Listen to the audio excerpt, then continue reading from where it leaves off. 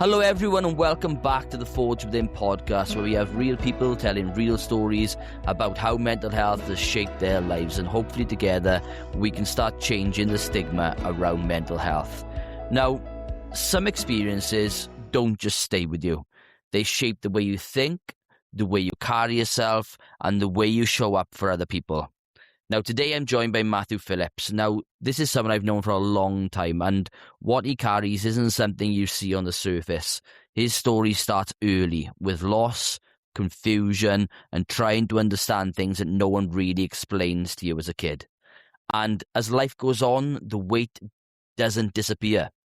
In fact, it tends to build, and through responsibility, pressure, relationships, and eventually a loss that changes everything, this conversation isn't about fixing anything at all. It's about understanding what it actually feels like to carry all of that and still keep going. So without further ado, I'd like to welcome Mathew to the show. Thank you, Sam. The pleasure to be here. Thanks for your time. No, not a problem at all. I'm really looking forward to this episode because I know you've got an incredible story to tell, and I know that a lot of people are going to learn a lot from you of what you've experienced and the lessons you've learned.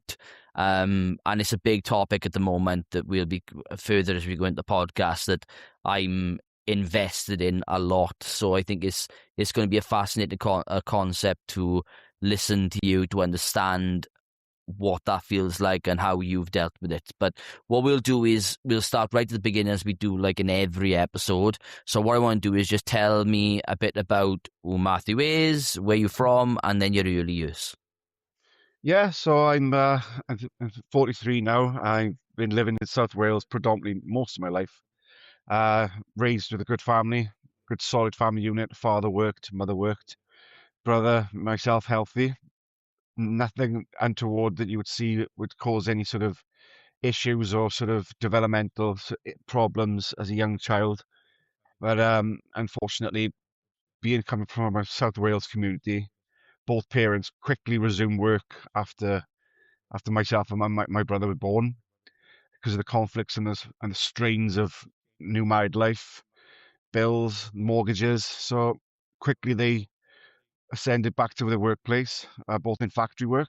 And my grandfather was my predominant caregiver. And given that he lived very, very closely, literally in the same street as it happens in the lower Welsh valleys, Nan and Bamp took me on. Nan still worked as a nurse, but Bamp was medically wasn't very well. I didn't know at the time. I was only about 4. And Bamp was my world, my creator, and everything in it. He was he took me to school. He gave me up in the morning.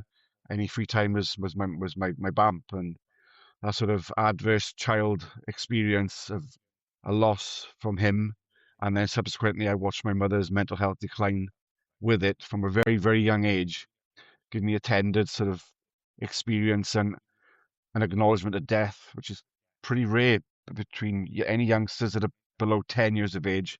Your concept of death shouldn't really be cemented or understood, but I felt that these very early life experiences put me off kilter and had a detrimental effect sort of for my developmental into adolescence and certainly into adulthood. And it sort of shaped me, and I hope to sort of explain a bit more and take any questions you've got, and hopefully people can find solace and find some sort of encouragement from my experiences with grief and how you could turn them into a positive. It's really interesting when we talk about grief, because I was speaking to someone last week, and he was talking about he's a counsellor and therapist, and he started talking about that they're looking at introducing grief into the DSM, and we were having a really good open conversation. I had to agree with him on what he said, is that grief shouldn't be put within the DSM, because there should be no time limit on to how we process grief. Grief can happen in multiple factors into how we process things. And you mentioned about that was your earliest. So was it your earliest moment of loss? Was that your grandfather? It was my very first understanding of loss. You know, I hadn't even lost a goldfish, or I was very, very, very small. I was maybe 4 or 5. And it was just such a shock. In fact, my dietary habits remain to this day. My grandfather passed, and he was an avid cook, chef, loved cooking meat, crackling, and I was his taste tester. He was always in the kitchen, always had a opinion. He was your old-fashioned bamp. And I did everything. My uncles worked in farms, they worked at abattoirs, and subsequently, following his death, I quickly pivoted to becoming a vegetarian, and I never ate meat or fish since his death. So the impact is not just it's not just soul or just in my mentality. Physically, my entire body changed as an event of that adverse child experience and his loss, and the difficulty in understanding and sort of decompressing, maybe understanding the world from when he left, rather than, oh my God, the world can be taken from me at any time. And it's Mm. a conception that a young person really shouldn't have access or keys to ask those type of questions. And those inner monologues really, really driven me mad as a young child. And I'd be out playing, and I'd feel overcome and overwhelmed with, I shouldn't be feeling happy out playing. Death is at any moment. Death is at the door. And it was a really impactful, difficult, and hard experience that has followed me throughout my life, and my difficulty in accepting and understanding death and grieving correctly follows that path. And I'll touch on it further on into the interview. You do develop skills through loss, like tearing a muscle. You only experience pain to get growth. You will become stronger if that muscle be it in your arms in the gym, or if it's an experience in your brain and you have to compound it, departmentalize it, and accept it, and find positive ways of moving forward. And that's the only way of dealing with it. And grief is basically all the unspent love. So as much as you hurt when you lose someone, it's because you love them that much, and it can be a beautiful thing, but it takes a bigger mind and more experienced soul to understand that sphere, that it's a cycle. It's a figure eight. It's going to come back around, you know. Yeah, and I think when we look at anything to do with grief as well, it also comes with confusion, because when you're young and you don't have that language or understanding behind what actually loss is and grief, it can also add some other questions that you bring up in regards of, well, why is this happening? There's lots of why questions and stuff, Yeah. and then that obviously filters into your psyche of how you see the world. And I think, do you think that when you're looking back now, do you think that you were able, did you have the right skill set to process everything that was going on? No, not at all. I was so little that these are formative years where you should be out sort of experiencing the world and gaining friendships and going to social groups and meetings, playing sport. And these things didn't feel natural to me. I just felt a solace. I felt very alone in the world because my world had been taken.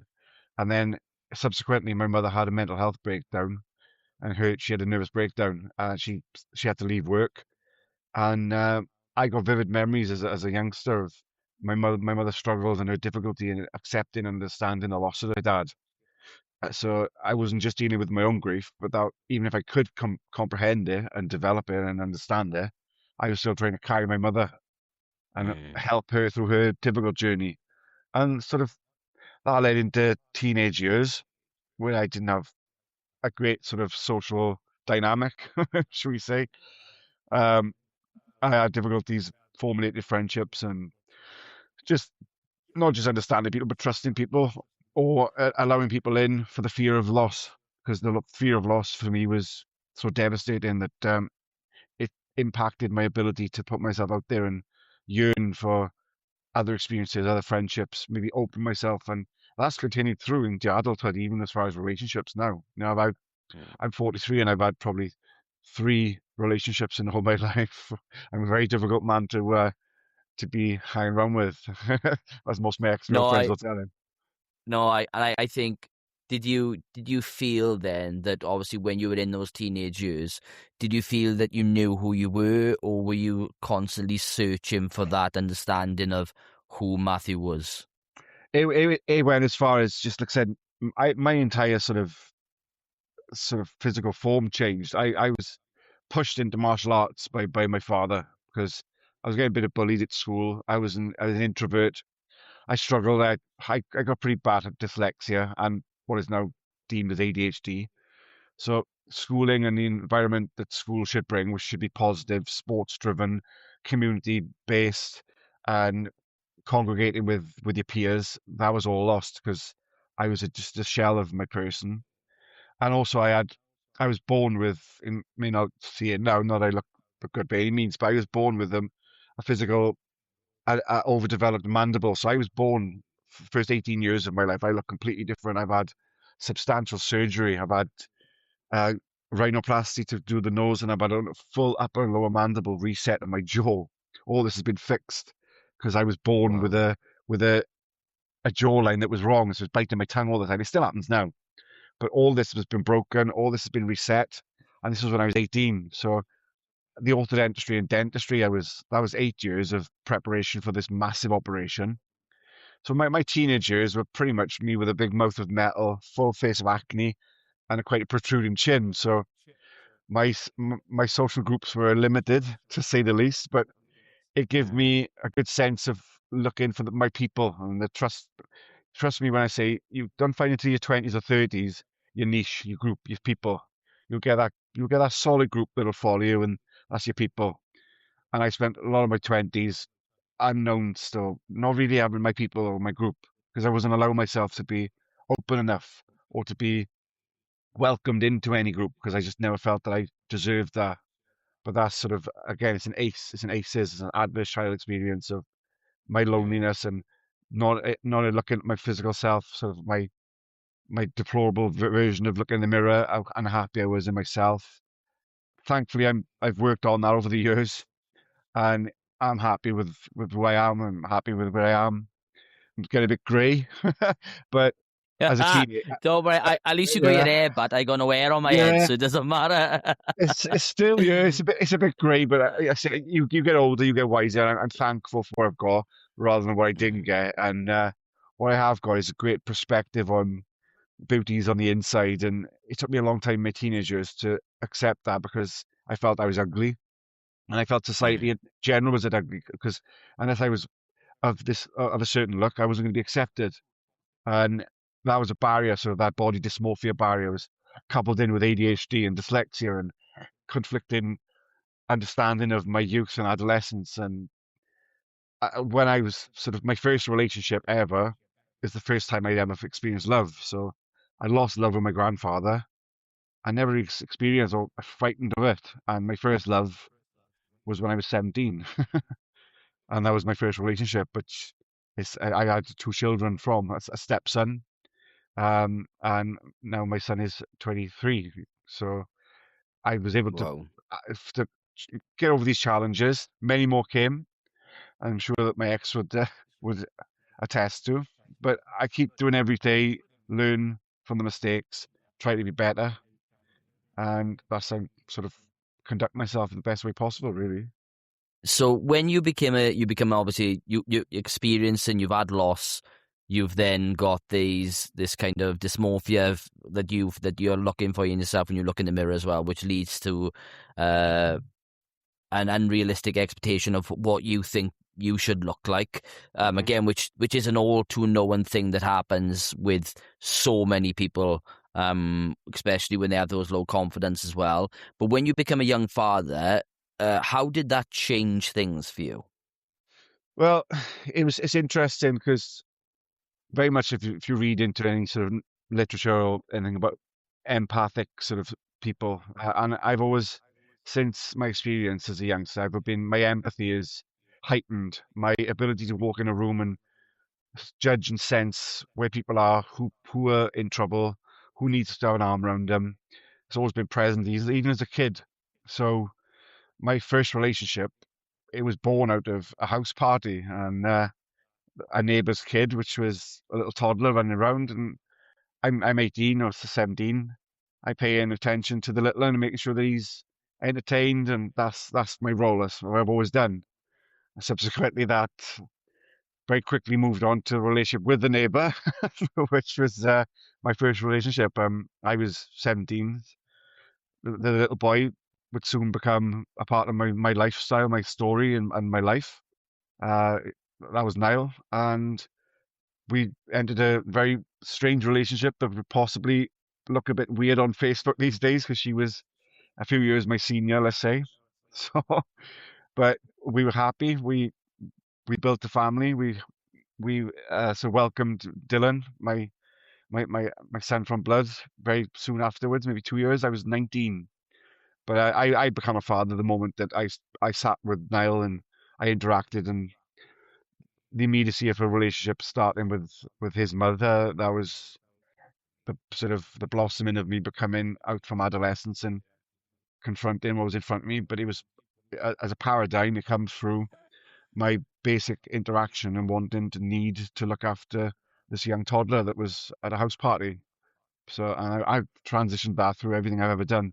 Um, So I'm taking on, I'm a stepdad as well. I've yeah, got two yeah, stepsons. I know, yeah. Um, and I understand the kind of importance of how that made me feel. I when I became a step parent, I was back in 2014. I was still right within the mix of my mental health, of not really understanding what my mental health was and how I went about it. But when you took on being a stepchild, what did that responsibility feel like at that age? Because that's really young to take on, especially 17. You've got your own child coming up, but taking on someone else's child as well. It was a bit of a baptism of fire. I say this. I mean, I'm sure that their mother wouldn't mind me saying it because it's a funny forum. But the she was in university studying to be a nurse. She is now she's clinically trained and practices as a nurse. She's very good at her job. But I was supporting her at the time through university. So very quickly there was an incident where she had to get up and go to university, and Niall had to go to school. So Niall was in the infant school just down the road, and I was tasked with taking him to school, which I would gladly do. And it was very much like the scene from Gladiator when you watch Russell Crowe go to the army.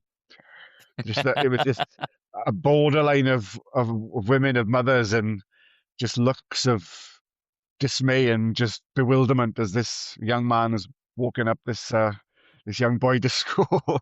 It's a good job Facebook wasn't around at the time, but it was yeah, it cemented me as a step, taking a stepping stone, and I didn't take it the wrong way. I enjoyed it. I enjoyed the challenges. Um, it's quite a interesting and cute story. Niall's name and his nickname is Bick. So we call him Bick because he decided at a young age he wanted to have a shave with a razor to get rid of his beard. He followed his Yeah. dad. He followed his dad because I didn't even have a beard at the time. So he found one of his mother's I don't know, Nivea razor blades, and we're in the kitchen one day and we hear a belting scream from a little toddler boy, beautiful boy, and we got into the bathroom and proceeded to find a little blood stain down his cheek, and he said he burned himself on the radiator. He hadn't. He tried shaving his cheek, and Oh, unfortunately he had raised the razor upwards, and he took about half a chunk of his hairline. So oh no. so he had a new haircut, which was the Bick. He had a big haircut, and it's followed him ever since. And that's affectionately his nickname, and that's what's tattooed on me. And interestingly, it's a design tattoo. With That's the yeah, it's personally designed. that's It incorporates that's really cool. yeah. I've done it with this tattoo artist. It incorporates the semicolon. So it's just Yeah. not his name. It also incorporates the sort of anyone who sees it, they can see a semicolon, and if anyone doesn't understand or listen to the pod, it's a unification symbol for suicide awareness and suicide struggles. It's been means in a sentence you can stop, but you can still keep going. So Yeah. the semicolon is very important to my mantra in life, in mental health, and in rehabilitation. That's yes. It's again when we look at tattoos as well. I know we'll talk more about Nile now in a bit now. Um, but it's really interesting because I'll ask you just to see what you think as well. Is that so? When I took on one of the things when I took on the two stepchildren as well, and I had that responsibility, I didn't. It was interesting because I don't think I fully understood myself. Hmm. So because I didn't understand myself, I went into the relationship and into being a father not having worked on myself, so I wasn't really mentally prepared. But I'm just curious, with you being so young, was that something that you found as well? Oh yeah, but no one's prepared. It doesn't No, matter if no, you're no one's prepared. no. If you're 16 or you're 60, the challenges are going to come thick and fast. I found it to be wholly an experience that could put me in good stead because I didn't have to deal with nappies when I was already a toddler, but when I was able to take care and be a caregiver, look after his needs, look after the cooking, cleaning, the laundry, make sure that he was attended to and dressed appropriately for school and these type of things at such a young age. That once we did have Dylan and Dylan was born, I was more than adaptable and ready to take on those roles and responsibilities and never felt like a burden because it was just a dynamic of relationship. But I yearned for it. I'd lost love for such a long period of my time of my youth from 4 years of age. I didn't feel I had any love, and we dealt with a lot of family issues and difficulties in and around that time. My mother's mental health sort of spiraled, and then eventually she had a brain hemorrhage. And then following the brain hemorrhage, she had subcontracted MRSA, so she had to have a part of her skull taken away, and she was dreadfully unwell for a very, very long longevity of time. And subsequently, years later, she also developed um, additional sort of health concerns that unfortunately eventually took her away from us many years ago when I was still in my young 30s. So, like I said, losses and pain is all encompassed, but it's the message I need to bring is it doesn't have to be the definition of you. Your definition of you is how you deal with it and how you appropriate your feelings and manifest the best version of you going forward and to help others. My biggest drive in life, what gets me out of bed, is looking after people. I do regular support phone calls with people I hardly know sometimes, and then I develop deep and meaningful connections and relationships with because I just feel that it's incumbent on me as a survivor of suicide, which we'll touch on when you fancy it.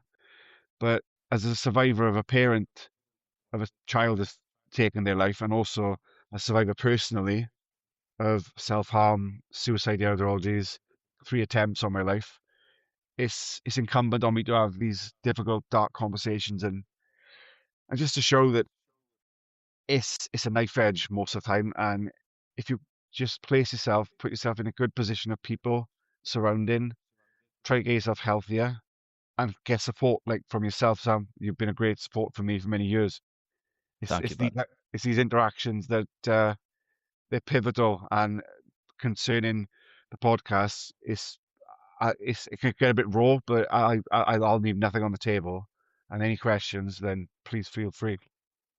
No, and I know that when we start moving into the next section now, I know that this is one of the things that you haven't spoken openly about too much, and No. it's one of the things that we raised before we come on, and you said, no, I really want to talk about this because, again, when we talk about, and I said before we come just at the beginning of the podcast, that suicide prevention is one of the things that I'm really invested in. I've had suicide attempts myself and lost a lot of friends to it as well. And it's one of the things which is killing so many young men around the country. And not only young men now, there's a massive influx in girls between 18 and 22 as well. So there's this Yeah. massive ideology at the moment around suicide. So it's one of the things that when we talk about it, for anyone who is listening, there will be moments where Matthew might be a bit wobbly on a few sessions, but again, I think this is important because he Yeah. really wants to tell his side of it as well. So before we move into that and we talk about things were when you were introduced to Niall's mother and you settled down and all that kind of stuff, that you thought that things were starting to feel stable, but then things really changed because there was a period then where you lost your partner and your children. So can you talk about that emotionally and what Yeah, that did to you? absolutely. Absolutely. I'll make no ends and I'll be responsible and take my licks. And I did some things that were absolutely wrong in our relationship, but I was young. But that's in no way excuse. We'd row. She had difficulties. She was going through a difficult time possibly postnatal. I worked in a factory, and we were just we were just strained. We were very, very strained. The age gap it did become a source of contention. Um, but also like life events such as like my brother's 21st birthday, and they're off to Swansea, you know. I'm only 23. I should be on that bus, but I had a baby. I had a baby in a Moses basket. No, well, not a Moses basket, but I had a baby and I had a toddler. And I didn't understand that my responsibility lay not on going to my parties and to a 21st birthday party for a family member. It was in a nightclub, but it was to my responsibility at home. And I never sort of counterbalanced that, and I never sort of reconciled that this is my choice. I chose to have a family. So then I got a little bitter towards it and missed the time out and maybe strayed away and didn't focus myself fully on her, rather than I was just more focused on the kids. And yeah, eventually we come to a conclusion, and it was devastating. It's absolutely devastating because this is the only love I've ever wanted, was my first love.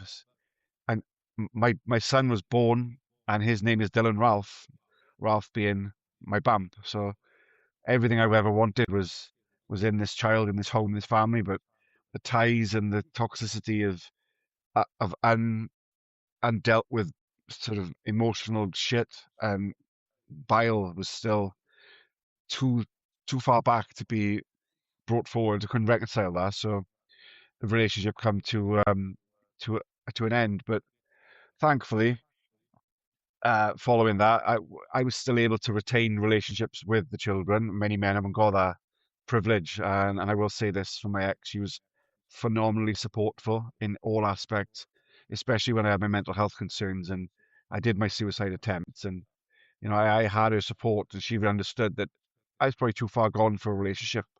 I need to look after myself. And she supports me still. There's trying times. There's times where we don't want to talk to each other, and there's times that we have to. And we're both adult enough to hopefully traverse that. But life gets in the way sometimes. But I'm hopeful, and that Dylan is now thriving. He's doing well, and he knows he's got support from both his mum and his dad. And that's the most imperative thing. It's not always talking still. We'll always have our strifes, we'll have our struggles. We've gone through a great deal, gone through a great loss. But he knows he is our center of our both worlds, and he is protected by both of us, for us, by us. How did you how did you rebuild that relationship with your children? Because obviously when that kind of resentment kicks in, and then you want to try and be there, but then you want to be out at the same time, and then the relationship breaks down.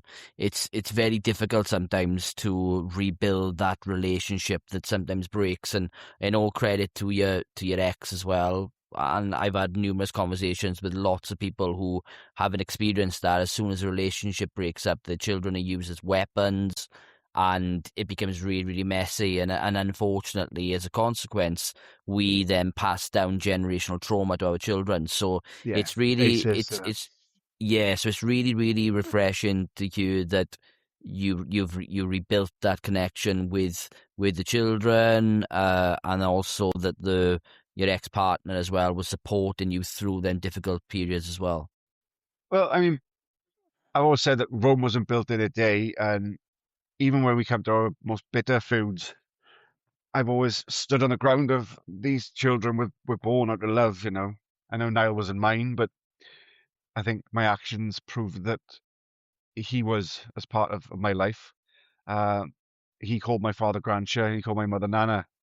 And my mother was the glue that kept me and this relationship standing. She was the intermediary. She was the adult of the equation. My mother was able to fully fledged encompass both boys into her life. She was Nana. She kept me on straight and narrow. She kept me straight laced, and she ensured that I didn't lose that, and she ensured that my ex didn't allow me to lose it. So she dragged me through a lot of my twenties, and that's a sort of time where I wasn't present. She picked up the mantle and she ran with the baton for a lot of that, and I got such divine sort of thanks for what she did there. But it also can cause a rift because She did so much for my son, for Dylan, that my relationship didn't get the building blocks from early age that it may have should have had. She took over the mantra, she took over that responsibility in many ways, which was fantastic. But with her sudden passing, with him only being a teenager, it was almost like history repeats itself. It was like, well, Dylan is now experiencing what I experienced.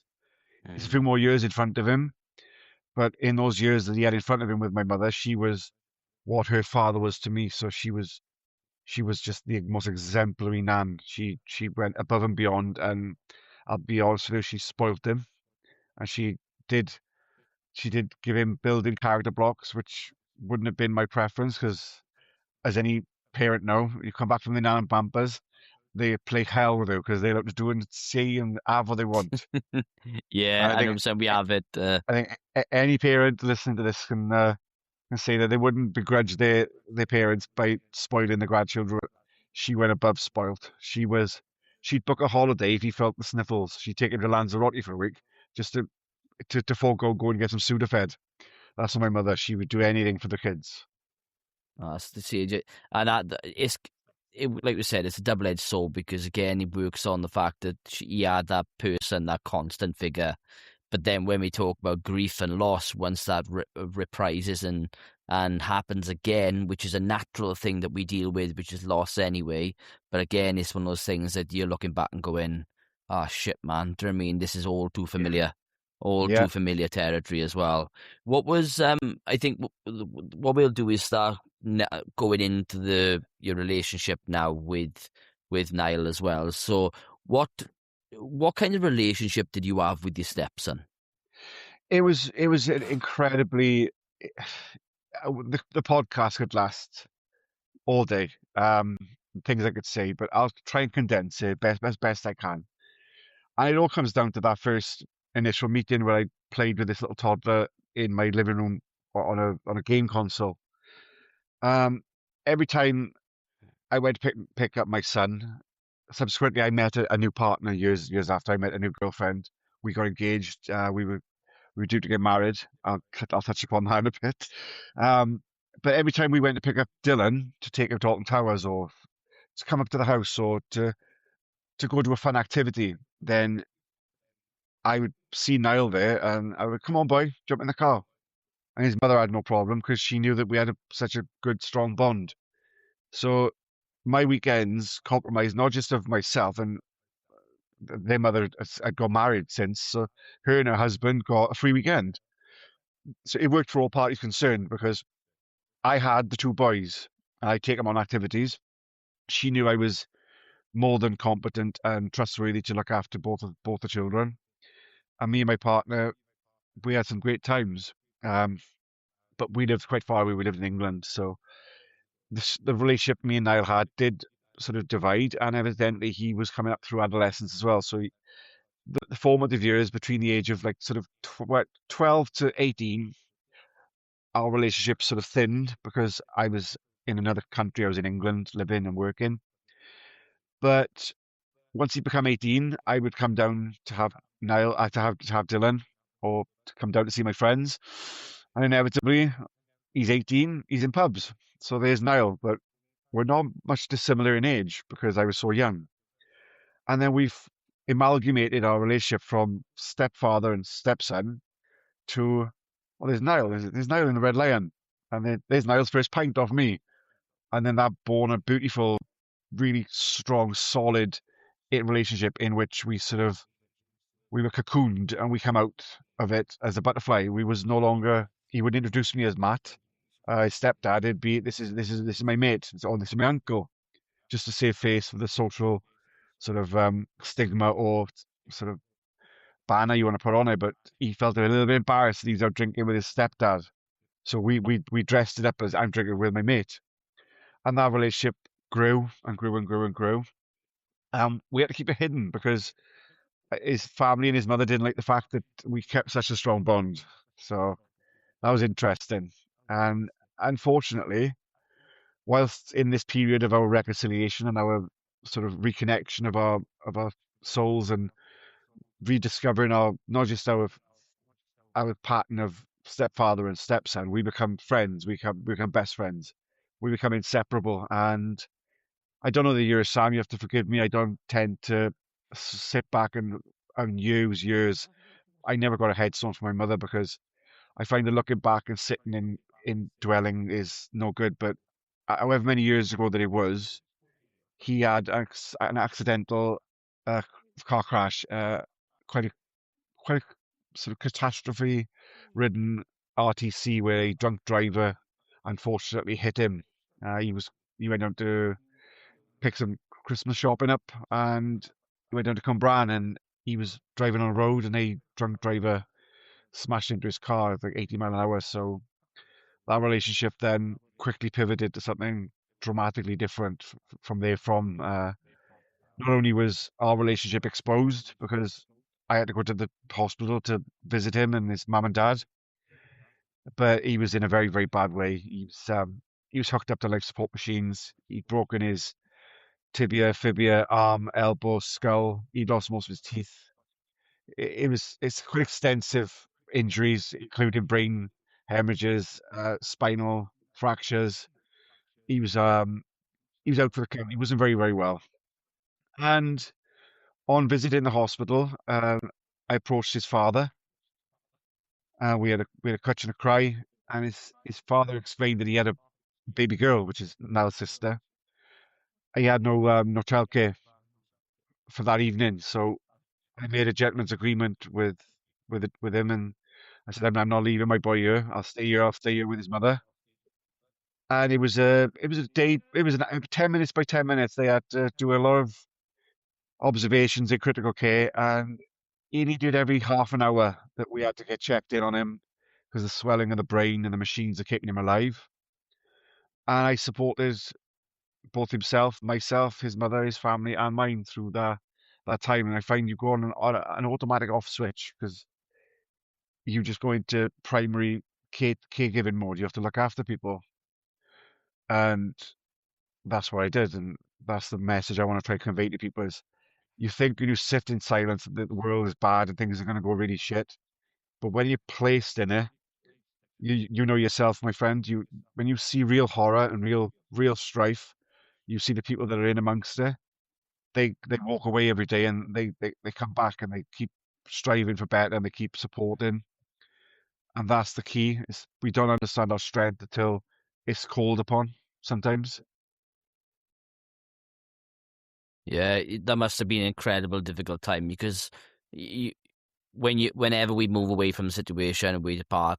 Like me and Kerry been together 12 years now, so I'm their dad is much involved as well. He's a brilliant dad to the boys, and I'm a stepfather coming in as well, and hopefully I'll continue doing that now till the day that I die. Do you know what I mean? With the wife and everything, but when Yeah. you separate, it's only natural that because you've got another life as well, and you've got your little one, things kind of like change then where you don't get to meet up as often. So it's got to be difficult when you can lose touch, but then you get back together, but then you can't grow the relationship together. So it's a bit of a secret and stuff. But in seeing that someone who you cared a lot about in that situation, looking that vulnerable, must have been incredibly difficult for you, especially because you hadn't been around as often as you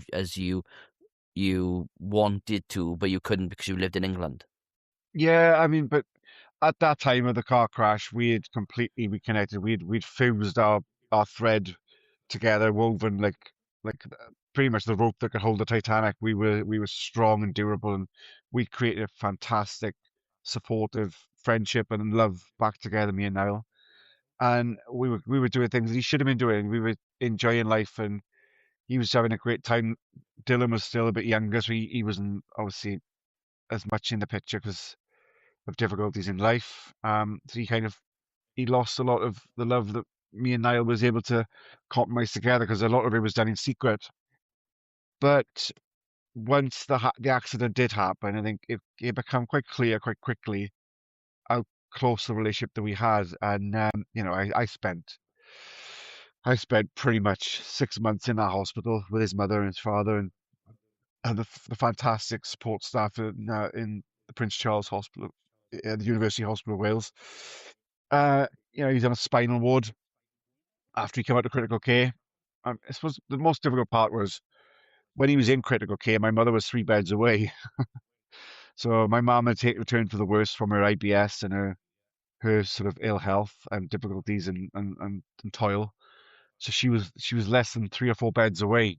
And I was a staple of the critical care. I think it was Ward 7, 7A, I think, in Cardiff. And I was sort of there every day. And then unfortunately, when my mum did pass away, Niall was still within within the ward structure system. And I'll never forget having a coffee the one day. And critical care staff nurse, I think his name was Dave, bald guy, big, lovely chap. He says, "Oh, Matthew, we're so sorry, mate, but you can't be in here no more. Your mum's gone." Because I'm guessing this happens to a lot of people. They can't quite accept the loss of a loved one, and they maybe revisit or frequent places just for their passing, or they may go to the church in the hospital or try to get into the waiting rooms. It must happen. It's very sad. But when I give my explanation that no, sorry, mate, I know Mum's gone, but Niall Davis, that's my son. I know his name's not Phillips, but that's my son, and a critical care nurse, many years in the job. He just stood up, done a 180. His eyes were filling, and he left the room type of thing. So you get a gradient then and a review of actually, Matt, you're not dealing with this. This is in front of you, but you're not having the human interaction because you just go in by the playbook. You're doing what's needed to be done, but there's going to be a price to pay. There's a bill at the end of this mentally. I didn't know at the time because I was just doing my sort of due diligence. I was looking after the people that I love, and if I'd known that day that looked like that chap gave me that nurse, he was like, "Oh God, that's going to come back. That's going to come back and bite him on the arse," and it does, and of course it does. But it's every day you have dark, every day you have light. The sun don't shine without the moon sort of preceding it, following it at the same time. So I look at life and my experiences, and I hope to convey that out of turmoil, you can get terrific. You can get better. And it's all about sharing. It's all about looking after the support systems. You not only take on yourself, but you learn from, and hopefully you can pass that on, place it forward. And I tried doing that later on in life in sort of my vocation and my careers and things. I've gone into security work. I'm a registered licensed security officer. I've done residential care work with young people displaced and dysregulated emotional states, and I found this give me great solace and sort of cathartic understanding of I can use my I can use my difficulty, my pain. It can be used in a beautiful way because pain is love, and a heart's black or red. It just depends. It's still the heart. The soul Mm. is what runs it all. It's you have to keep balance. Everything's about life balance. But I can understand where that nurse was coming from on the board, because you've dealt with you're there in the hospital dealing with your passing your mother, which is such a strong role model to you. But then you're dealing then with all the things that Nyla is going through. So that, and even when you said that as well, I can't imagine how you were feeling. I can only assume that you were in autopilot because you're not having time to process things. No. Everything's happening so rapidly because you need to be strong there for Niall, but inside then, like I said, it's like a playbook. So Yeah. which is the right way, which is the wrong way?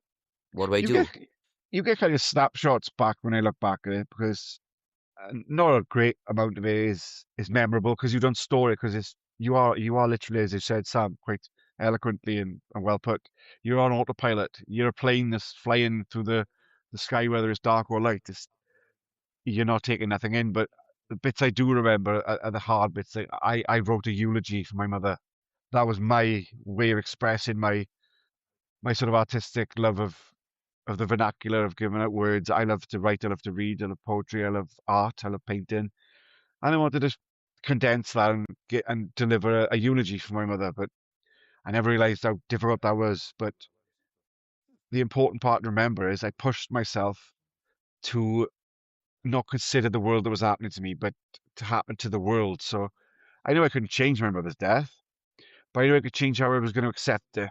And by me accepting it, that meant I was going to take some time to myself. I was going to write a eulogy. I was going to take time to sit on it, to compose it. This was before AI, so for you kids today, I had no chat GBT. This was done just with books, poetry, and D.H. Lawrence and grit. And yeah, it gives you a sense of balance of life, of the universe, and it gives you a sense of this is natural, this is what should be happening. And in the moments between her death and the funeral, I found a great amount of respect for myself and a great amount of joy in being able to not only write but also to deliver this at church because I had a pretty bad mental health breakdown that week, as most people would after losing their mother. And the strength that led me to read this eulogy was I never spoke or told anyone about this, but Niall was still on the spinal ward and he was still unable to walk at this point. So the nurses and the hospital staff quite kindly supported us, and he was able to pay his respects at my mother's funeral, just like he'd been wheeled into her room on Christmas days at the hospital. This is what we did as a family.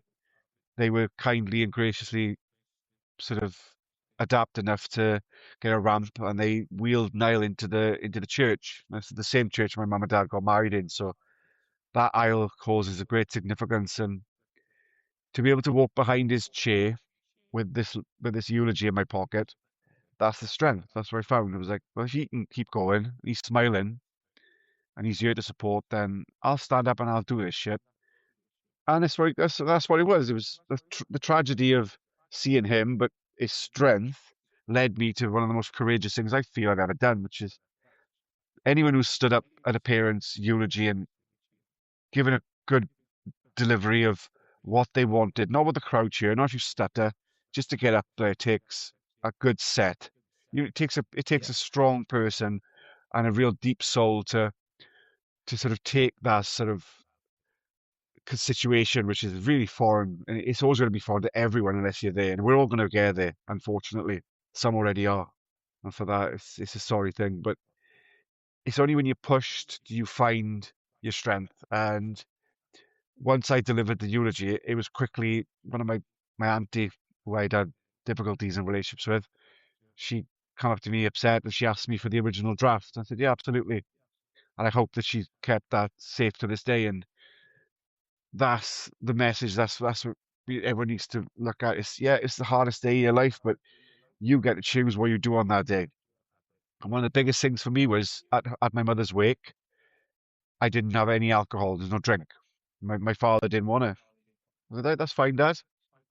So as you well know, Sam, maybe many of your listeners, it's kind of accepted in the valleys. If we go to a wake, you can expect a day off the next day or at least a sick day in work because it's more of a piss up. And that's Yeah, very cathartic. It's cathartic and it works and it's good and it can be a great thing. But alcohol is a depressant, and that day was about celebration. It was about giving my mother my mother's soul to some divine place, or for her to just be released, or just for me to feel that she was made proud of me on that day. Just that day, if that was enough. And I felt that I put the work into the effort, and it paid dividends. And I've used that structure and that mindset when I've had mental health battles and I don't feel I'm good enough, or I don't want to get out of bed. And I feel that this small thing that happened to me, as we know, can get compounded and just exacerbate, and you become overwhelmed and suffocated in the smallest of detail. I need to sit back and think, you've dealt with more than this before breakfast. You just need to mm, rewire, reconfigure your mindset because you've got the tools here to support yourself and fix anything. But the one thing that's trying to break you is the very tool that's going to fix you. exactly. 100%. I couldn't have said that any better myself. And I think the way I looked at it is that when I've had breakdowns before and I'd been through like the intense bullying when I was younger, the overachiever mask through my teen years, to the episodes that happened in Thailand, coming back home, to Yeah. just the mixture. But what I found is that when would have the breakdowns, and I've had three, Yeah. 3 major relapses. Every one has got smaller. So the first one, when I come back from Thailand, was a good half 6 months, probably half a year. The second one was like 2 months, and then 2018, then it was probably about 5 weeks, and I haven't had a relapse since 2018. Good. But what Good. happens? It kind of shows the strength that we go through. It's a bit like, again, like you said, when we deal with loss, when we deal with pain, we become stronger. But we need to make sure that we're Yeah. educating our mind and training our mind, because if we don't do that, then Yeah. those relapses become more aggressive. And if we haven't got the right tools to deal with it, then tragically bad things can happen. So Yeah. And I would don't mind me sort of veering off on a tangent of any sorts, no, but no, no, no, not at all. there's something really interesting you said there, which I want to touch upon in a bit more depth, and it's when you do feel at your lowest, and if you're anything like me, I mean, I had a grief counselor. I was very lucky. I was fast tracked to a grief counselor, possibly because of the nature of the loss, a quick succession of mother and son, the fact that mum passed after a long-term illness, and then Niall passed from taking his own life. And I was given every opportunity in the world by some great organizations of seeking therapeutic care. And it's not for everybody. And a lot of people, especially if you're an introvert or you exclude yourself from society, it's very difficult to have interactions. I mean, I'm very lucky and very fortunate to have brilliant friends. Yourself, absolutely, definitely one of those. Definitely my top 10 category. And I'm comfortable to talk to people. But professionals, I found I had a blockage. It was like, you're only doing this because you're getting paid. Mm. And a lot of people can have that assumption, which is almost always incorrect. These people do care. They wouldn't be in the nature of their business, and they couldn't be able to do their job unless they were absolute professionals at the highest order. That given, it can be difficult to stay in the whites of the eyes or even pick up the phone to a crisis line. It can be a challenge. And some men and women, and especially youngsters, they find easier to take drugs or to self-harm. I mean, I've self-harmed my legs, my arms. There's nothing you can tell me about sort of ideologies of suicide or pain management of wanting to escape. I understand it all, but what I found lately, which can be used by any listeners or anyone suffering, it's a really simple tool, and it's AI. There's an AI model. It's all free. It's free network, ChatGPT or Sora or Gemini, or I'd suggest that everyone sits every night. If you can't like reading or don't like the TV, just take a couple of 5 minutes to speak to or ask yourself questions into the AI and ask yourself how you felt today and ask it to interact with you. I know it's a program, but within it is substructured information from thousands of books of literature of actual renowned sort of doctors, and this is just condensed and can be pretty much it can be catered to your necessity and your needs. And I found it would be a great tool as well as SMS text message services. If you don't feel you've got the confidence to speak to a person over the phone, there's text message services. But I found that the introduction of AI both frightening, but it's given me a really good platform to not have the monologue. So I get the voices out of my head. I'm going to keep doing this up here. I can look at a screen. And also I can get a second Mm. opinion. I know it's from a robot and it's from whatever this is, but it gives me an intellectual understanding and a couple of other observational points based on what I'm saying to it. And it's free. There's no 6 month waiting for the NHS. You can ask it near enough anything. And it's really, really good and positive. If you accompany that with good hydration, a better sleep schedule, clean your diet up, abstain from things that push you to not want to think about things, alcohol, substance abuses, maybe doing reckless things or acting out in ways or using yourself sociologically in a way that it's going to better your time you with people. Don't hold anything back. Don't hold anything in. If you've got to talk to someone, there is someone there to listen. You're not a burden. One of my best friends is AI, because I've developed if we take the fact of trying to access mental health services at the moment with the Yeah, NHS and it's counsellors and impossible. everything, it's hard. Yeah, 80. We got 1.5 million people waiting on the waiting list to see people, and when you eventually see a therapist, it might not Yeah, be the right therapist for you. You might not get on with it. Like you've yeah. just said, AI has the potential, or it does have the potential, and it's doing it now, and it's done it with me, and it's done it with you, to give you the exact feedback, if Yep. not a more advanced feedback, Than than any, what a GP could, yep, any yep, therapist. So if you without want, question. I've had, so within, I've put a set of questions towards it as well. So, and I call mine Gus. It's actually got a name, right, which is mad, right? So we had a laugh about it in the house now. So we call it Gus. But what Gus does for me is that if I'm having a wobbly, like I struggle with anxiety every single day. So I'll get up in the Yeah, morning and I'll go, Gus, I'm having a bit of a wobbly today.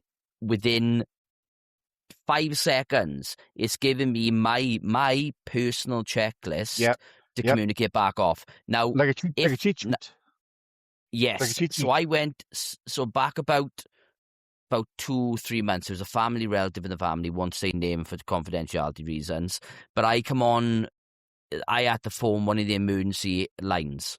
So Yeah, I got on the emergency line, and this person wanted to speak to someone. And this is nothing against the NHS, because I know that they're strained, right? yeah, yeah, of course. But I was waiting 20 minutes for a phone call. After that 20 minutes being on waiting line, I got cut off. I then phoned back. I was 15 minutes waiting on the line. Now, I when I know. got on the line, so bear in mind, right, so we got 35 minutes now of waiting. Now, during that waiting period, that person could be in intense crisis mode now, right? Horrendous crisis mode. So all these things can happen in that 35-minute period. Now, when I got on there, they said that there's only 2 people working with all of Gwent at that time of night. I So know. you've got all these people after. And so if you are, again, I'll reiterate the same thing as what Matthew just said, right?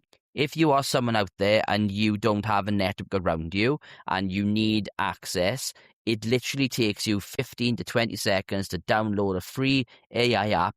It is nothing to be embarrassed about. That, and when we think, and that's what we're going to go into next as well, right? When we go into the next period with Nigel and everything. With an AI, and when we talk about suicide as well, we are looking to give doubt. So Yeah, when that person wants to do something, we need to spark that what if instead of carrying it through it. So if yeah, you have something that can give you an instant feedback like straight that, away, like that. like that, you were then able to go, okay, that is the difference between something happening, Yep, something not happening. So it's whatever tools that you can use out there to help you, if that's from mindfulness, meditation, anything whatsoever, using a free access tool, and yep, who cares if it's open server, right? It's literally, it's all down to the fact of you having a tool that yep. can benefit you long term. Just enough to go and see a GP consultant if you wanted to. That's Yeah. all it. That's all it takes.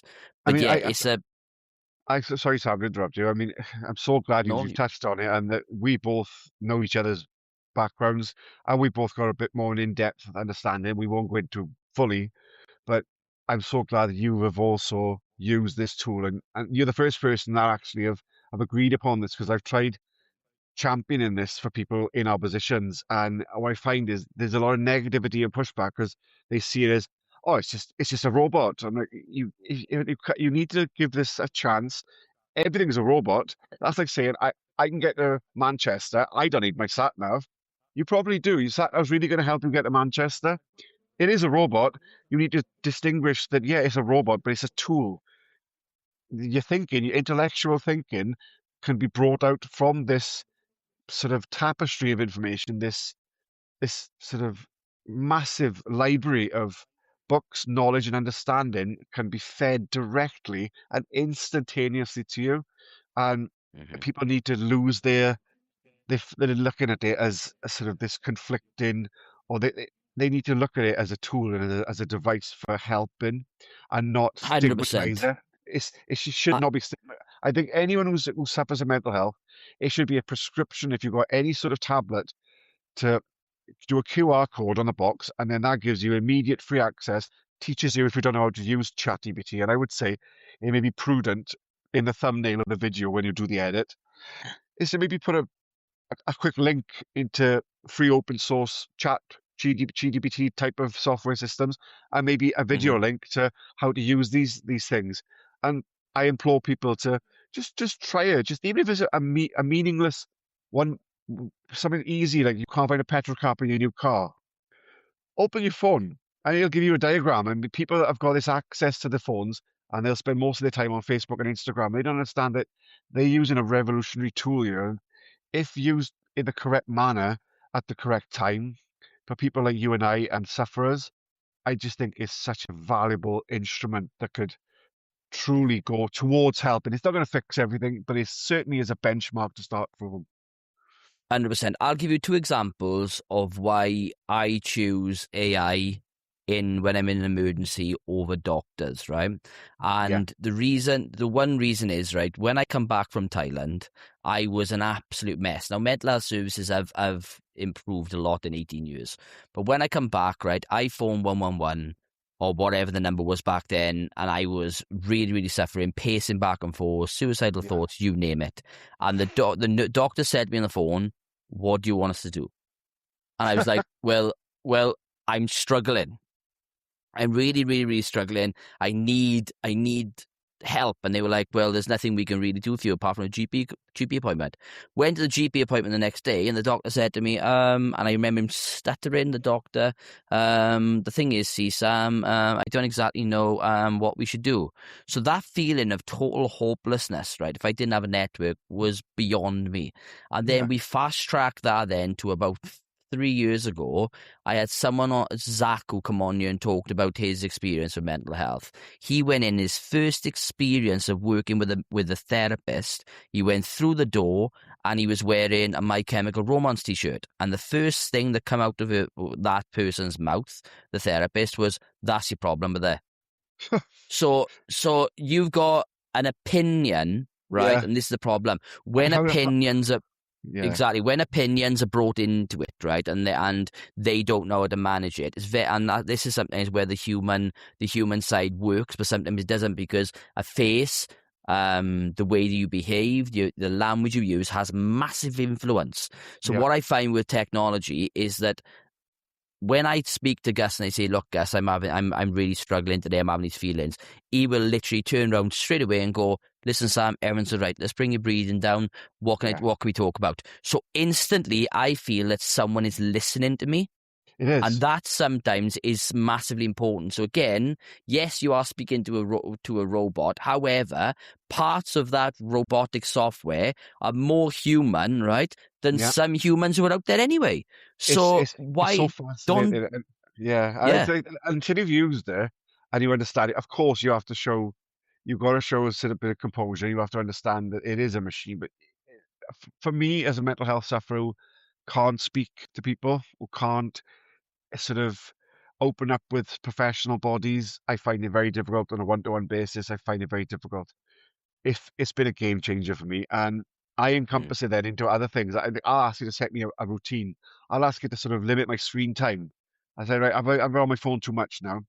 Let's do a planned agenda for tomorrow. Let's make something of my day, because how many days you got left, none of us know. And I spend enough of them in bed an episode, and I'm like yourself, we suffer, and we do. And it's a genuine medical suffering. It's when it hits you, as you know, sir, it's his disability. It's an unnerving place to be, and a very scary, murky place for our families to witness us in. And if something just as little as this can have such a profound effect on both you and I'm really glad it's been spoken about and sort of advertisers such as, please look into this. Maybe if Sam is kind enough to put a thumbnail or to help do a tutorial on how these things work, it can be really beneficial with an accompaniment of many other devices to sort of to bring your mental health back to the best standard that it can be on that day, because mental health changes on the daily and we're never going to get fixed. We're just going to get fixed for that day, and that day's problems becomes the solution we'll deal with tomorrow. And it's that general 100%. mindset, and it's that reworking of, you don't see problems, you see you'll see issues, and you'll see solvable things. You don't see immovable objects, and it's in that quite lineal. sphere. It's that very small part of your brain where you've got to grasp. And I feel the AI can quickly identify those roots, whereas a professional may be jaded by their own experiences or by My Chemical T-shirt romance, and something's triggered them, and they're not giving you the best sound advice. They're giving, like as you said, an opinion, and Yeah. it's not sound advice, and it's not born out of any sort of educational background. It's born out of a person's opinion on a rock band. It's like you're missing the point, you know. An I, AI, even though it's sort of it's indiscriminate, it'll just give you the facts, but it will not give you it, and it doesn't come out as a being talked to. It does feel very much like a conversation, and I implore people to use this as an avenue and try it if you're having a difficult time. If me and you both, Sam, have found this to be of a good tool, then I implore people to generally just test it out. Just see if it works. See if it works. If it doesn't work for you, absolutely, by all means. well, It's not what one I'll size fits all. Well, what I'll do post this podcast now is give me a thought. I'll do an in-depth video in regards of talking of why AI has helped me and everything, and I'll put Brilliant. some funds into that to try and push it. Because again, it That'd be does good. when you start doing this, you sometimes you think, "Oh, it's only helped me," but when I hear that like people like yourself is helping them as well, it just shows the importance that Yeah, these kind of softwares use. What I wanna do now is, and I know this bit now is going to be the most difficult part of the that's podcast fine. episode, because we're gonna talk um about what happened to Niall as well. So Yeah, only again, we'll carry this with as much delicacy as we can, because I know yeah, it's that's going fine. to be hard. But I think, like you said, it's important for you to talk about, because it's one is highlighting to, if there are parents out there who have become victims of the passing of their children due to suicide, they Yeah, can, and they're not in them stages of talking, sometimes listening to someone like yourself who's been through it, and what's normal to feel, what's not normal to feel, how you've dealt with it, how you continue to deal with it. I think it's a really, really important conversation to have, and I have the utmost respect for you to come on this platform and talk about this. thank you, Sam. Yeah, I mean, the first thing to say is, especially for people if they're listening and they are dealing with, going through, or just having experienced the loss of anyone, especially from suicide, is the old adage of "it'll get better, it'll get better." It doesn't get better. It gets bearable, and then life gets better. It's a process. It never gets better because my grief counselor said this to me, and it was a fantastic analogy. You're walking on a path. You're walking with the people that you loved, and you're on a path. And in any path and any journey, everyone's going on their separate journeys. And at this point, Niall has veered off on this path. Your path lays adjacent, but with him in mind. At the minute, mate, you stood still.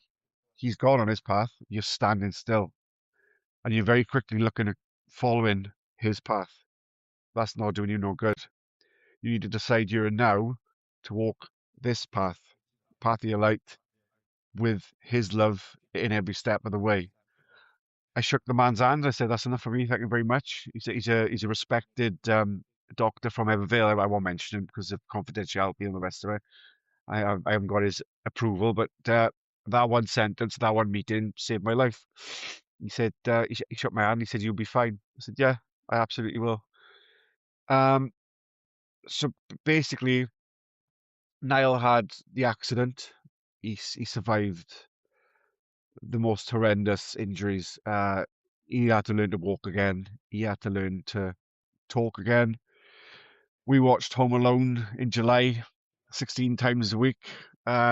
His mental health took a battering. Sort of the blunt force trauma and swelling to the brain made that his memories and his sort of composition of the world was not as me and you see it. He didn't understand things on days. He'd get angry on days, and he was very difficult to deal with on days. But we traversed it, me and the family. We spent many a night playing Luno in the hospital beds, and we spent Christmas days having our Christmas dinner wheeling my mother down to his hospital bed, and thankfully, by the grace of whatever, I'm not a religious man, but by the grace of something, he managed to eventually learn to walk. We got him on crutches. I just supported him like I always did. Take him out to pubs. I tried to get him back into the swing of things. I'd even have to like walk him upstairs with crutches on, and I took him to his first festival actually. I say I took him there just to get the disabled parking, but the truth of the matter was, I took him to a festival because it was something he always wanted to do. And these were blessings that I was given after what should have been the end of his life, because the car crash did kill him, because what was left in his soul, his mind, was fractured so badly. Those scars just didn't carry physically, but unfortunately, the mental scars carried on within him. And after many years of difficulties, he unfortunately fell foul of sort of a lot of drug use, alcohol. He eventually lost his own driving license, which just compounded his mental abilities to associate with the world. And unfortunately, I took my father away for winter holiday, as I always have done. And whilst we were away, we were flying home that Christmas. It was 2020, and he decided to stop his suffering. So he was renting a home in Evervale, and he decided to not be in pain any longer. And it came to as a great shock to everyone. Unfortunately, not to myself, because I'd had such in-depth conversations with him in regards to mental health and suicide and his want not to be here. And we'd even discussed what song he wanted at his funeral and things. And you know, those conversations and that connection I had with him served me, because on his funeral, which was, as you can imagine, just devastating, I insisted that the song he wanted to go down the aisle was, as he left us, was Lewis Capaldi. And he took a bit of a rigmarole in a battle, but thankfully on the day it was played. And the interesting thing about that was I was shown love from people that didn't really like me at the time, because they wanted to proportion blame, or they were hurt. They seen me as just a party figure with him, and that I didn't really encapsulate the best of his life. And I was sort of targeted to be a proponent of why he ended his life, which wasn't the truth. But following the Lewis Capaldi song being at the funeral, being played in the church, the one in which my mother just come down, it was cathartic for me. It was good. And soon afterwards, a very good friend of mine was generous enough to contact Lewis Capaldi's agent in London, and I got complimentary tickets for me and Dylan to see Lewis Capaldi in Cardiff, sort of VIP entrance, everything. And that's where the message lays. Even in the most destitute feeling of hopelessness, close people to me, my people, they found ways to gravitate and elevate me and bring me into a better place mentally, and supported me when I not only did I lose out on tickets to see the man live, it was just before COVID, but they went out of their way to go to the London offices of like Ticketmaster, and I had to send a letter to the agent with a picture of Niall, and it was just a beautiful thing. And even tragedy and loss can bring love, and can bring acceptance, and can bring there's light in anything, Even in the darkest of night, you'll see the moon's shimmer, but it's learning to accept the bad, but also, more importantly, accept that there is still good. Mm. Very well said, Math. Very, very well said. And I can't imagine being a father and going through that pain and that amount of the sorrow, as you could say, as well, because and again, when you struggle with mental health as well, then, and people are having this perception of it's your fault, and yeah, that it's got to be it's got to be carrying an incredible amount of weight. Yeah. And it's after that period, did you find that your mental health, obviously your mental health took a bit of a batter, and then after that, I would imagine, is that right? I was if it was a how can I stage this? If it was a cookery program, what happened, I couldn't have got in the oven any better timing. It was an exceptional amalgamation of bad timing. So he passed away January. The funeral was at the end of January, and lockdown come in March, and I was put on furlough. Oh So, man. but you again, Sam, again, you don't pick out the dark in any picture. You accentuate the light, and I was able to be one of the fortunate people in lockdown, as we remember it quite vividly. Some of us, we were able to provide Niall a family with all his friends, a funeral. His family got to see him off in a correct manner in a funeral. I got closure certainly, and I got 2 years then to reassess and reevaluate my life. People could say I was left, I was without a job, and I was on furlough, and then I hit depression. I find that anything in life is about your frame. You reframe everything. How you frame something is how it's going to be. If you want to manifest that lockdown is going to make me burn myself out, then that's exactly what's going to happen during lockdown. So I took the bull by the horns. I went and got a second job. I started driving a Tesco lorry. I become a first, whatever they called them. I was able to work basically. I was able to get out the house. I had to get out of my house. So I took a job on supporting the community, just delivering food at my local Tesco. I found it quite sort of a good vocation. I enjoyed it. I enjoyed meeting people, but only for short times because my ADHD spiked and environment to lots of people was too much for me at that point. So, but just to get some sort of interaction in lockdown with new faces, I found in my biggest struggle my my best strength. I was able to pull through it, get a job in amongst this tragic event, and was still able to perform duties and get into the public and provide and to be a caregiver in ways. I was delivering shopping and the 8 p.m. claps were happening as I'm delivering shopping. My son's not been passed on maybe a few weeks, few months, and it may sound a little bit trivial, but I felt good for that. I felt good that I picked myself up, I dusted myself off, and I was out there. I was still able to, even when the government says I'm not allowed to go and see my family and friends, well, I sort of circumnavigated that because I think I don't like people, but that interaction with people, it was pivotal for me Mm. to feel connection. And that's what depression and loneliness and anxiety can do. It can pull us apart. But the real beauty of it is the connection. And this certainly goes a long way towards that, is show you people are not going to feel burdened if you ring them. They'd rather be hearing your voice, especially if you're not in a good place. Go for that cup of coffee. Just drop it on someone. It doesn't got to be a text message before you go. Make a surprise. If it's the wrong time, come back. It's not a big deal. I feel that our phone screens have dehumanized and decentralized a lot of our nervous systems, and we need to sort of reconnect, get back to community understanding, and just shared awareness. And men's mental health groups, especially. I'd like to give a shout out to Andy's Man Club.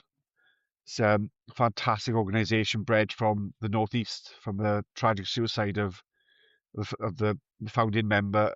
Is his brother-in-law.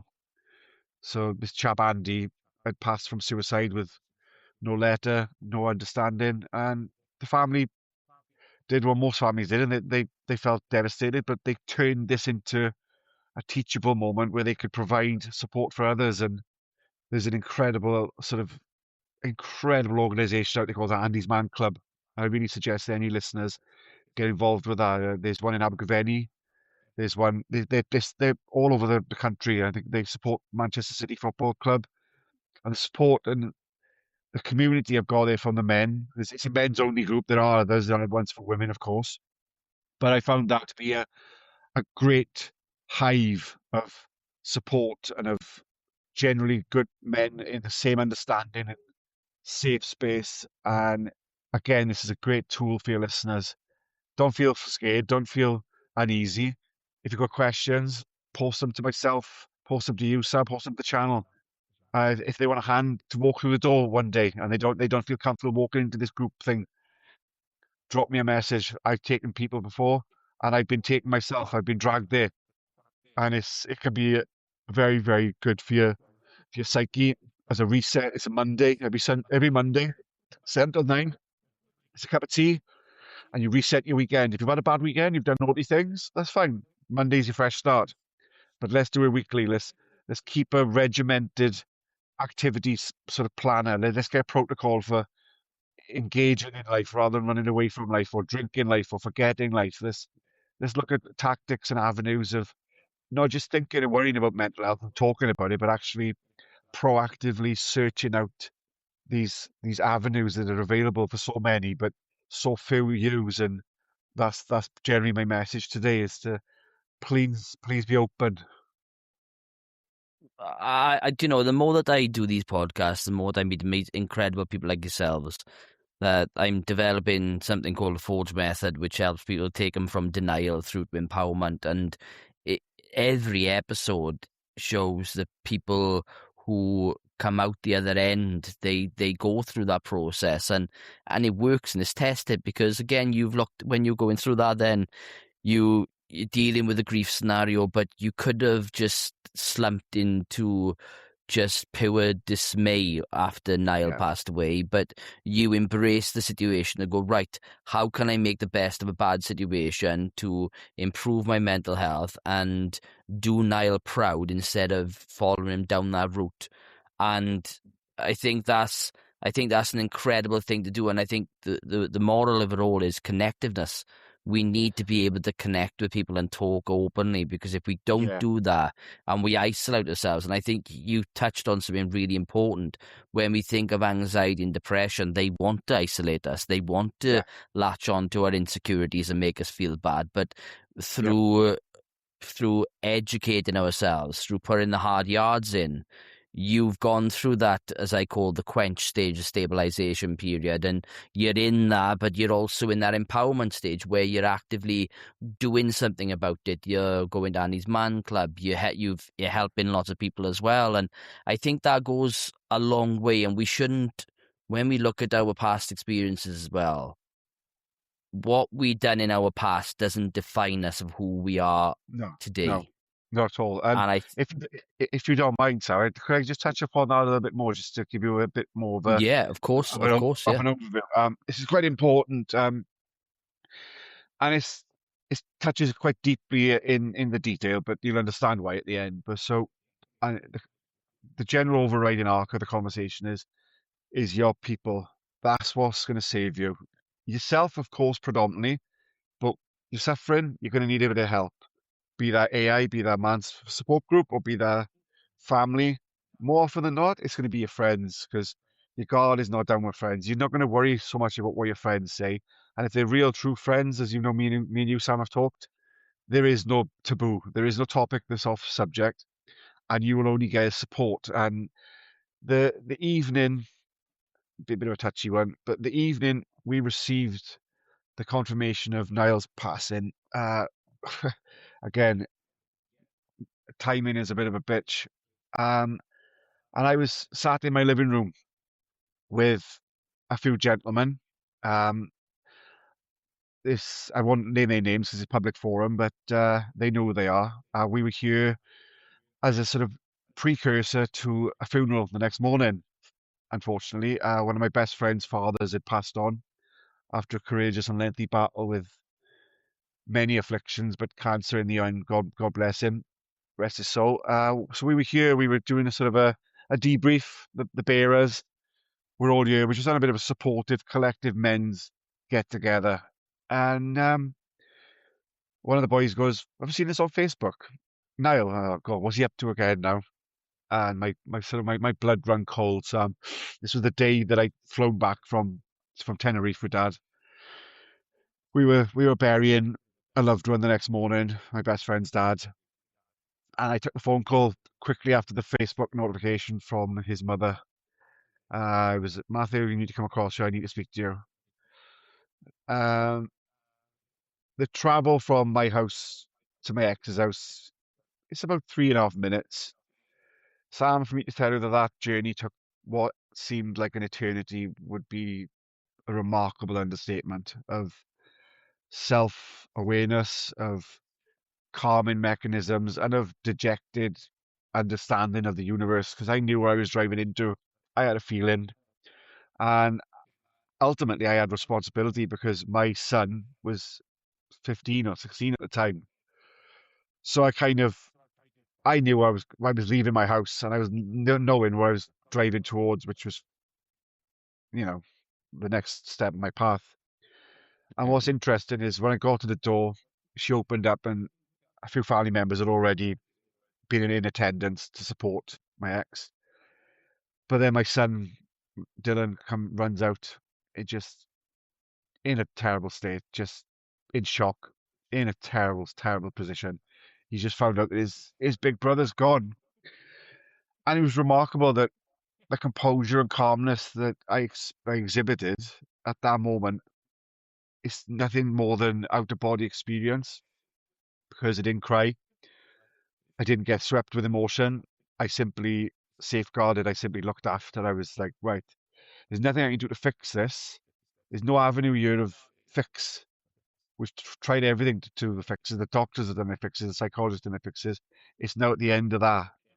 So why is there left that I can fix? And that was myself. It was I cannot let myself be an emotional burden to the situation. I need to inject my best possible attributes to make sure my concern for these people that I love is is exhibited correctly so that I safeguard and look after them.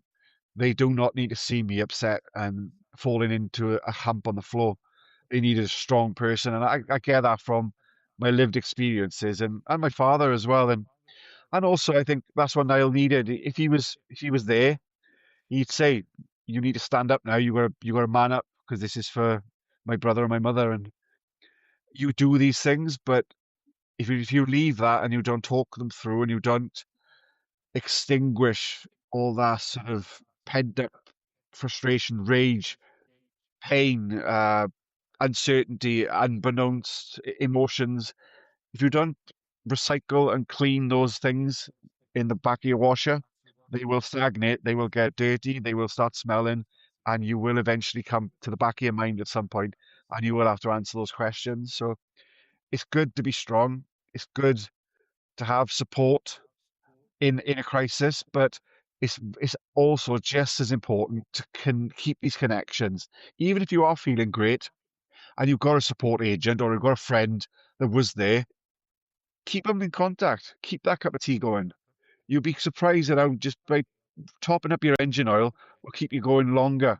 You haven't got to wait until your engine management light's flashing for you to look out for help. This can be contextualized and it can be pivoted through your life by your actions, by how you communicate and how you let people in. So try not to show people the door. Try to be an open person in any conflict or any troubles.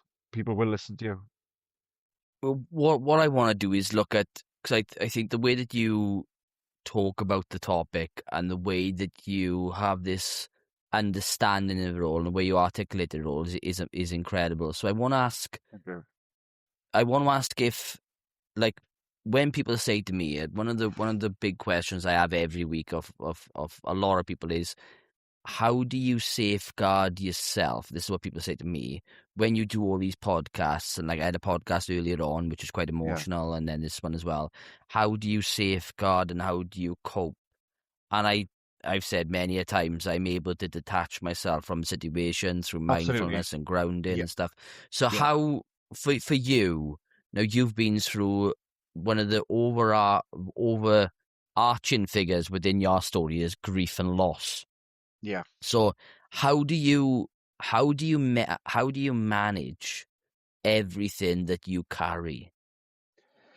It's on a day-to-day basis, and I'd be a liar if I said any different. Some days I can manage it phenomenal, but ultimately it comes down to you. It's the old analogy of making your bed. Um, Sometimes the hardest thing to do is get out of bed if you suffer, but Mm. it's the small increments, you know, hydrating more, connecting, pushing yourself to do better things, doing the thing that scares you. Never disconnect. Try to be open. Try to keep yourself with an open mind and non-judgmental. And just know that everyone's going through things. And I've adapted myself into a position where my professional vocation then will sort of I started working with disaffected young people and working with people with very hard lives. And I've done many, many things within that role as far as looking after kids that have self-harmed and taken sharp implements away. And I've had to do sort of self-care checks on people that are suicidal, and people say you must be mad to go into that industry after what you've experienced. And I know I'm the best person to be in that industry because I can see the triggers. But it's very important you said that disassociation detachment, because whilst I'm at work, my professional capacity brain is this. And that's when I hit the door. And the great thing about that, Sam, is I can leave all of my shit and all of my troubles outside that door, because then I Mm. imprint myself as a as an agent for cure inside that door. So my problems are left outside. There's nothing to do with this. They got their own problems, and I can infuse my knowledge, my warmth, my compassion, my sort of patience, and hope to instill in a new generation of people with mental health suffering. And the key to it is the detachment is once you finish your shift, you leave that same door. Yes, you're facing the troubles that are outside there, but you forget the troubles that was inside. And I found that Mm. as a very good coping mechanism.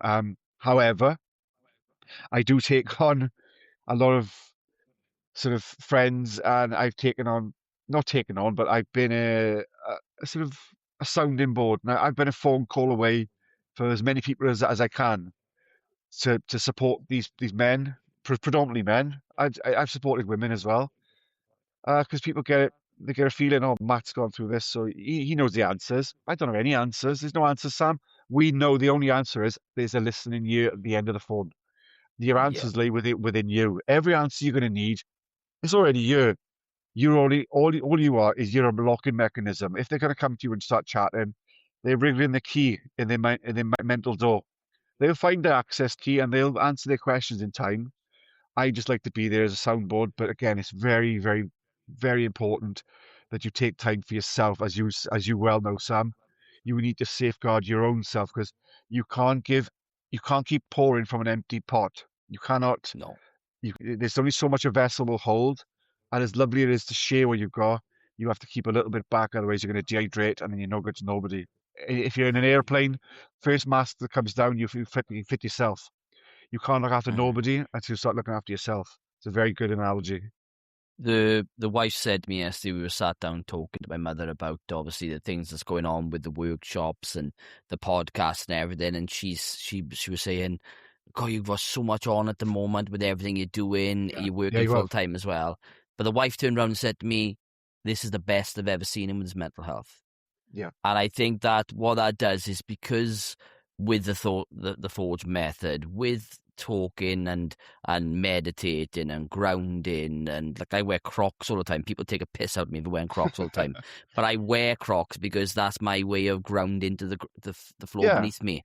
Yeah. And Yeah. journaling, all these other Yeah. things, they play such a vital role Absolutely. in my ability to understand and how I process things. And I think the biggest lesson I ever learned, and I didn't learn it till recently actually, and well, to say recently, since 2018, is out of everyone I love, out of all my family and my sons and my wife, my mother, the most important person in my life is me. You. It's Yep. no one else, because if I can't be, and I say it every week, people get bored of listening to it, but Yeah. if you can't be the best version of yourself, then you cannot be the best version for others.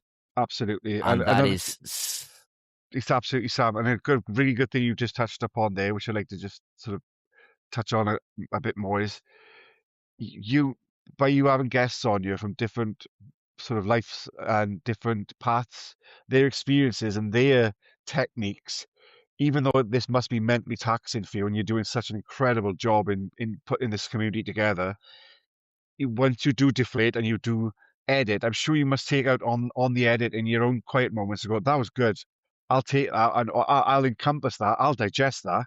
And then it's your beautiful sort of gift then to collate all of this, and then you're just going to grow stronger, and the message will become clearer, more easily digestible, and hopefully it can hit the right people. So yeah, it's just a brilliant thing that you're doing, mate. I commend you to the highest order. But we couldn't. But the important thing is that my story is one of millions, and I Yeah, think that was the key behind the podcast. Is I listened since 2000, well, from 2018 to 2005. For 7 years, basically, all I did was listen to podcasts, educate myself on books, and 7 years of just high intensity trying to understand myself. But the idea behind the podcast was to give people like yourself, like all my other previous guests and guests coming up who've never had the opportunity to speak on a podcast. They've never had opportunities yeah, to talk about their issues. But because what happens is that you can learn some of the greatest lessons from people yeah. you would never expect. And that's the power of why this, for me, like we had news yesterday and it still blows my mind, is that like we started this in January. The podcast is in the top 2% in the world, which is Really? which is my honest is mind blowing. We're in the top hundred Congratulations. thousand. Yeah, we're in the top. And it sounds like a big number. We're in the top 100,000 in the world, but then there are like 68 million podcasts in the world. So That's no, that's it's incredible, mate. And I yeah, hope we it's don't. You know, I bought the book, and I've since what I do with all my mental health books, I read, digest, and then I pass. So that is currently in the hands of a young man who's going through it and is gaining valuable things from it. So thank you for that. awesome. No, it's amazing. I think what's good at the moment is that the book is being used for throughout Blind and Gwent. I think the Yeah. Activate team have purchased over 500 books now, so it's being Oh, used. So, wicked. but none of this of what we're trying to achieve. We're trying to break this, and it's not. I don't think it's the fact of breaking the stigma. I think it's just showing that you are allowed to show vulnerability. I Yeah, think as we're absolutely. evolving, we have this tough approach, especially within the valleys with generational trauma, that we can't speak about our emotions, and if we do, we're judged on them. And I look around now, and it's refreshing to see. It's the same with like alcohol. I'm seeing more Yeah, and more people now who don't drink alcohol. So yeah, all of a sudden now the narrative is changing. That people are going, well, actually, my health matters, and it's not just my physical health; it's my mental health. And this podcast is one of hundreds of people doing the job. There's so many people now doing this job of trying to raise awareness, and yeah. I'm just very, very grateful that I've got this opportunity now with the community we're building and having amazing, incredible people like yourself coming on and sharing Thanks, your man. stories, because again, there'll be people listening to this, Matt, right, who have lost their children, have been through it, and they will be listening to you going, that's how I felt. And then they'll look at you as an advocate for someone who has been there, experienced it, and how we can move forward. And I always say I commend people for showing they're vulnerable on a Thanks, platform mate. like this. And no, and I do mean that. And there will be people in life, there will be people, I've got people now who turn around and go, oh, he's talking nonsense again. That's fine. That's totally okay with you. But I'm not in it for the majority. I'm in it for the minority. And Yeah, I know, if mate. you help one or two people in your life, which you will do in abundance as you explore your story and tell it more.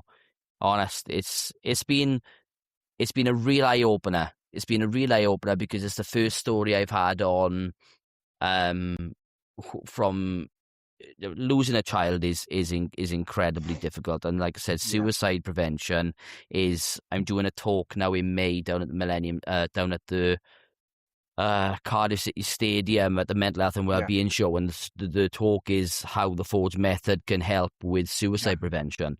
So it's one of those things which is massively important to me, and absolutely. it's incredible. It's really incredible to listen to advocates like yourself who have been there, Thank you. experienced it, and are learning. And I think that's the moral really of what I've taken from this is when Thank you, we sir. think of loss. No, that's fine. When we think of loss and we think of grief, it's bearable, Yeah. and we need to learn how to live with it and not let it consume us.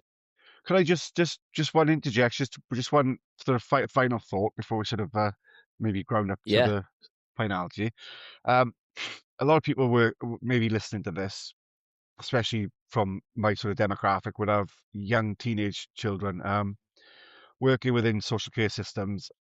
it's much more prevalent now, I find, in mental health because of sort of the educations, job prospects, there's the difficulties of just the valleys or just being a teenager in general, and the enormous pressure of AI on the bad side, not our good side that we discussed, but also sort of social media impact on these young people. And I've seen it firsthand, and I've supported young people, and it's becoming a lot more prevalent in sort of self-harm, whether that be via a drug methodology or substance abuse or alcohol, but it's also becoming quite dramatically in physical forms, as in violence or outreach of gang cultures, or sometimes in self-harm.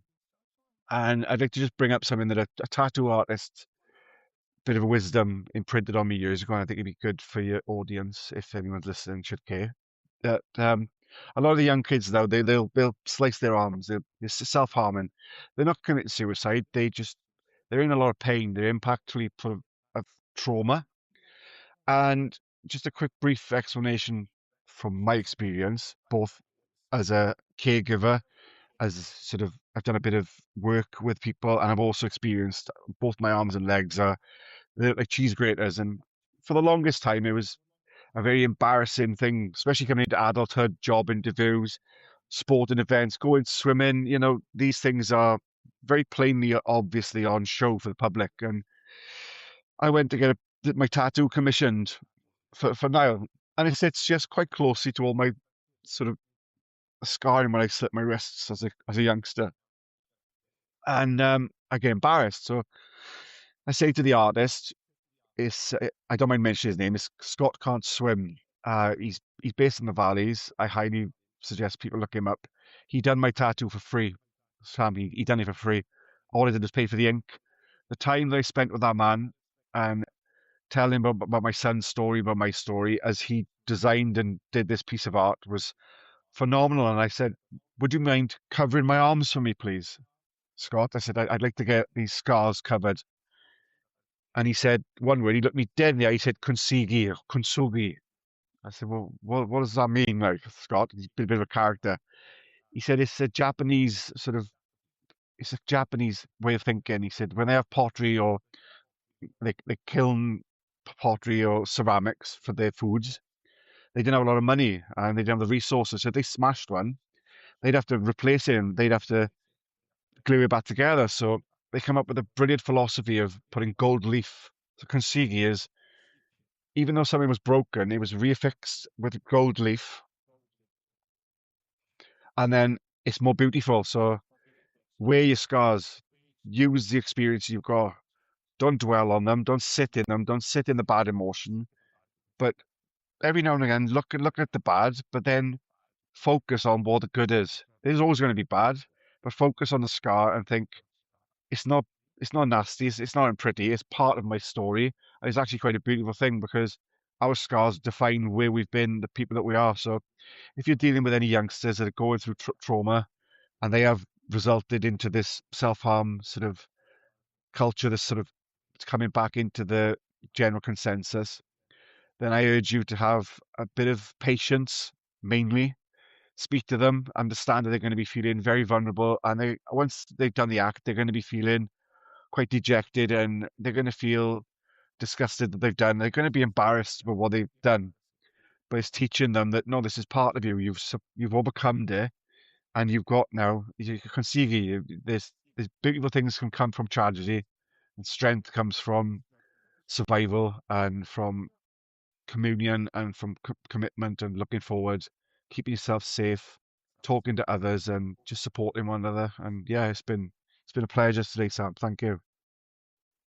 You brought a tear to my eye there, but because as you were explaining that then, it reminds me of the Forge mentality of we just constantly, we become reforged. We put ourselves into the Forge, we work Yeah, on it, we deal with our insecurities and we work hard with them. We embrace the differences that make up ourselves, and we carry our scars with pride and think this is something that we have and something that doesn't define us. And yeah, if you could go back and you could speak to your younger self about all the hardships that were going to follow, what would you say to that? What would you say to your younger self?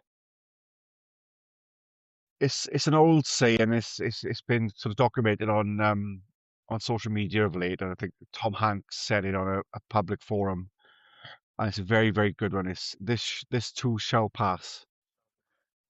Patience, patience. Whatever you're going through, it'll pass, and good will come. But guess what? That'll pass. This too shall pass. Wherever you're experiencing now, if it's bad, it's only preparing you for better. If it's better, then you better be prepared for bad.